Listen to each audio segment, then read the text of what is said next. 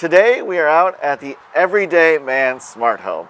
We're going to go inside and check out all the different smart home products that he's selected for his home and talk about what he likes, what he doesn't like, maybe what he would change. So starting here at the front door, we've got the Ring Doorbell, ever so popular Ring Doorbell Pro. And we've also got the Yale Assure Lock. Now this one does have the key, so you're not going to get locked out like my previous video I showed you guys. The key is very nice to have as a backup. Of course, some of the models are going to have a spot down here to add power in case the keypad goes dead. So let's go inside.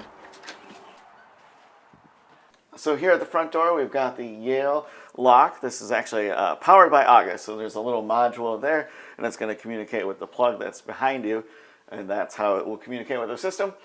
He does have it set up so it automatically locks after 2 minutes. That way, if the kids come home and they forget to lock the door, as they likely will do, that will just happen automatically. So we've got a ring sensor here. It's a contact sensor, very easy to set up. There's a little tab you pull, and if you need to repair them, you can hit the button.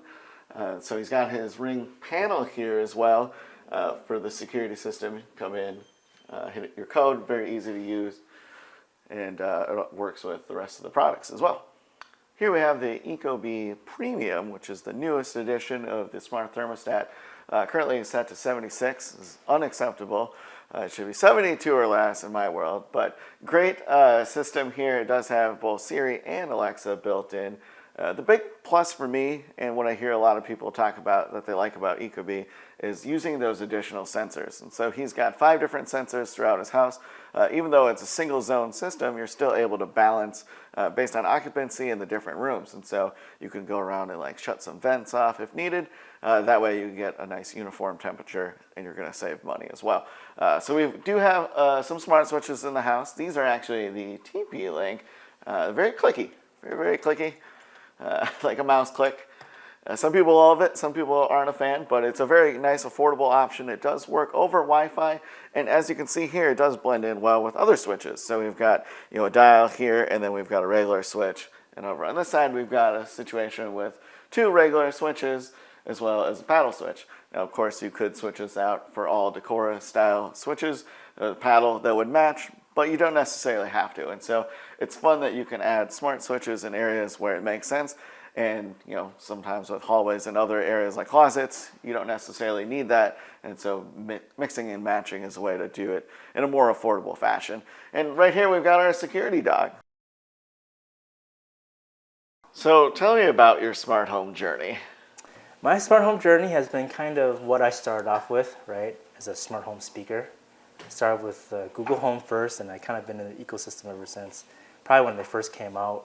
Google Home and things that work with Google Home. And so it may not be the most advanced smart home, but I would call it the everyday man smart home, right? It doesn't need to spend thousands and thousands of dollars. You can just piecemeal their smart home tech. And you've said in the past that you are a mixed household here. So how is it having both the Google and the Amazon? Mixed as in smart tech, yes. Yes, I do have Alexa products because, sometimes there are frustrations with Google, and I always want to know if Alexa's any better because Alexa's been around for a while too. What's funny is that for every Alexa device that I have here, I have a Google next to it, right? So it's almost like Alexa's here just because it's here, not because I actually use it for more than anything. But fair enough. So you find yourself asking Google the questions more often than not. And I'm actually a big Apple ecosystem guy, right? But when they first came out, I couldn't justify the price in their speaker, right? Which is like what, $300 and $350 plus, when Google was like $100, $125 to get in the door. So what's the cheapest price point to get into, and then go from there? But then once you start adding more and more Google Home products, it's really hard for me to. Now I'm stuck. When you do your research for your smart home technology, where do you look, or what are you looking for? You mentioned price, of course. Yeah, I get influenced a lot by content creators on kind of like what they like to do and use. But other than that, it's really a price point, and kind of like I also want to believe that this company that I'm going to invest in isn't going to go anywhere, and Google was one of them, right? They're not going anywhere anytime soon, so that's probably one of the reasons why. So they got me a price point, and they got me on probably the brand equity. So who are some of your favorite creators? Favorite creators? Yeah. Well, let's see. I think you're one of them on my list. Usually the ones I click on are the ones that have the most views, but then I also look at I don't know if it's a secret, but I also look at how much time I need to be invested in that video to find what I'm looking for. If it's a 30-minute video, I'm most likely gonna, if you can tell me what I need to know in 10 minutes or less, even better. So those are, that's how you can get my click. So what are some of the favorite pieces of technology you've added to your home? I think incorporating the Sense electricity monitor was a really good insight to me. It found my bathroom lights, and I put a timer on there that says, alert me if those bathroom lights are on for more than 30 minutes, right? Yep. Now I'll just go in my app and turn it off. Is there anything else that you've noticed it pick up on that you thought was maybe interesting? I have 5 zones in my Ecobee, right? I was able to close off different vents to make sure that each level, each 5 sensors is very close to what the thermostat says. And I think that in itself has saved my heating costs, because they'll send me like a recap, like this is how you're doing better or worse than your peers in the same address or same house, whatever. And I'm actually doing pretty good on that. But yeah, like today with me not turning on the air when I probably should have turned the air on, it's saving me some money. But I think ultimately having that smart thermostat to have the 5 different sensors, even though it's only one zone, right? Being able to have, say, smart blinds or smart curtains to close off those windows when, you know, I have like a sunlight coming through that heats up the house and vice versa, I think is really critical in saving money. And so you've got an electric vehicle. Tell me about that. I love my Tesla. I'm a Tesla diehard. I started with a Chevy Volt, right, which is kind of like a plug-in hybrid, as they call them. Start with that. You know, in the garage, I have a NEMA 1450 installed and a Tesla wall charger installed. So very future-proof on what I want to do with my garage. With three stall garage, 2 car, really just 2 cars. But no, I mean, even the Sense. I do have a dedicated circuit sensor for the Sense for the Tesla, but it detected the volts by itself, so you don't need the dedicated circuit sensors, but it's just a little more precise. What's your favorite automation? What do you find that is the most helpful? I think one of my favorite automations is because I have a very young son, he's 2 years old, and I made a automation called Goodnight Andrew, which means that it would turn off the light in his room. Now this room actually has blinds and curtains. It'll shut all those as well. Most importantly, it plays white noise on the speaker in there. That's his cue to like, all right, I need to start winding down kind of thing. Awesome. And you're using SwitchBot for the window controls, correct? Yes. Yep, all my curtains, these curtains in the main living room, the curtains in the bedrooms, and a blind now, so yes. What was that installation process like? You know, it's actually really easy. Since for each curtain, you need its own curtain bot. So once you do one, the rest of the house is really easy. So the first time you do it, it's probably going to take you, 20 plus minutes to read the instructions and things like that. But then after that, it's like Read the instructions. Throw those aside. Right. Awesome. So I saw you have the Ring security system. You got the Ring doorbell and a Ring camera. Right. The Ring camera doorbell is kind of like one of those things where I started off the Ring doorbell, and then I know Google makes a doorbell too, but it's really hard for me to switch over if it's not like that much better. Yeah. But Replace a perfectly good doorbell with another doorbell that's basically the same. I hear that quite a bit. right, because I use Ring security as well, so I know there probably is a Google Nest security, but when I price things out, I feel like you get just a little bit more for cheaper with Ring, and they might be doing that on purpose, right, to get their market share. But hey, they got me, so. And you've got the Eero router. Are you Yes. having any issues with devices dropping off, or how has that been working No, for you? actually, I was surprised. Like you and me counted the other day, like I had over like 100 some items added to it. Communicating with my Eero, and my Eero 6E Pro, I think it's called, handled it pretty well. I haven't had any issues with random disconnects from light switches or doorbells or anything like that. So it does a really good job on handling the data flow, I guess. If there is anything you could do to change your smart home right now, what would it be? Maybe go back to, maybe start with Apple, right? But other than that, I think Google was either first or a very close second So I'm actually really happy with how Google's turned out to be. So here we have the Samsung Smart Vacuum. This one does have the self-emptying, so we got a little bag up here that you can empty, monthly, or if you're like our household, weekly, because our dog sheds so much. But I haven't personally tested the Samsung vacuum. I do hear very nice things. This particular model only does vacuuming. It's not like a mop or anything. So he's saying it works great for him, runs on a schedule, and then you just have to empty it periodically. Also, with the SmartThings app, we've got the oven connected, so that way when it's preheated, he knows when it's time to put the pizza in.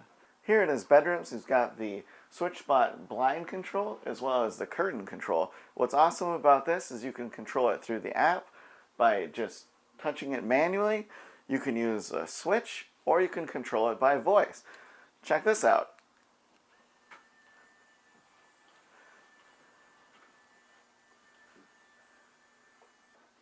So you have the original version of the SwitchBot curtain controller there.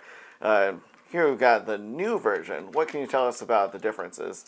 Yeah, so this new version is actually tension loaded, so it's automatically adjust to your diameter of your curtain rod, where the old one requires like a plastic ratchet style, which did the job, but sometimes if you have different thicknesses or transitioning from a thicker part of the rod to like the thinner part of the rod, right? They do give you like a little piece of transition tape, so then it will smoothly go over that, but that would actually accommodate for the two different rod sizes, because sometimes rods aren't all one piece, one diameter, one goes inside the other one, so you can have so this is actually where that would benefit from. Awesome. What other advice do you have for people that are installing the curtain rods? Yeah, so one of the things is that if you don't have the solar panel for these, they do offer solar panels for these, so it could recharge automatically with the solar panel. But periodically, I would say probably once every, for me, since it opens once and closes once a day, I can probably get about 3 months worth of life on these. But when you do, you gotta pull them down. It is a USB-C, right, plug on the back. I like to label them because then when you pull them off, when you're charging at different various places, you can always install them the way you had it. So this would be my right side of the curtains. So that was my hot tip for you. Yeah, and when you installed them, I noticed that you cleaned the curtain rod really well and then added a little bit of lubrication. So if you want these to succeed the best way is that since the top of the curtain rod is metal, with the metal grommets on the actual curtain itself, it's best to lube up the top with like a good lubricant like a WD-40, right? And clean the bottom of the rail with like some rubbing alcohol, because it is a little rubber wheel that drives the unit back and forth. So if you have a good clean contact between the two, that'll be a better guarantee that they actually work. Awesome. What can you tell us about these cameras here? Yes, I got 2 cameras here currently, but one of them is smart.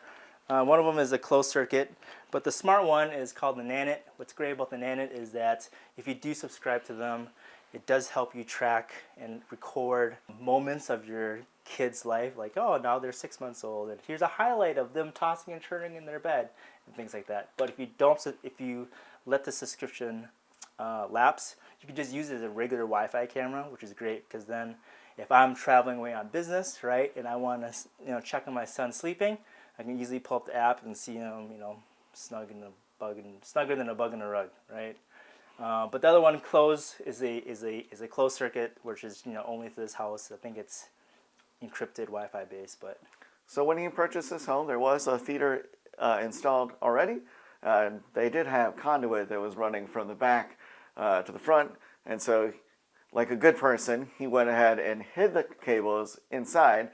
So he routed them appropriately. So now there are no cables hanging out anywhere, which looks great. This house does have the Atmos setup, so he's getting that true surround sound, that really good bass as well. It's all controlled through his Apple TV. That way you can do the lights as well. So he's got Philips Hue for lighting down here, which is great for his feeder control, and it's all controlled both through the Apple system as well as his Google speaker. So here we have the electric vehicle. We've got the Tesla charger, wall connector back here. He did also put that 1450 outlet, which he has another charger coming off of being routed over here. So really good future proofing. Now, like most homes, we've got the MyQ garage door opener to check on the status of the garage anywhere in the world. And we have this awesome Ratio water sprinkler system. I really love the Ratio sprinkler system. It's great for keeping people off your property and ending videos. Guys, if you like this video, be sure to subscribe. I've got another one right here for you to watch.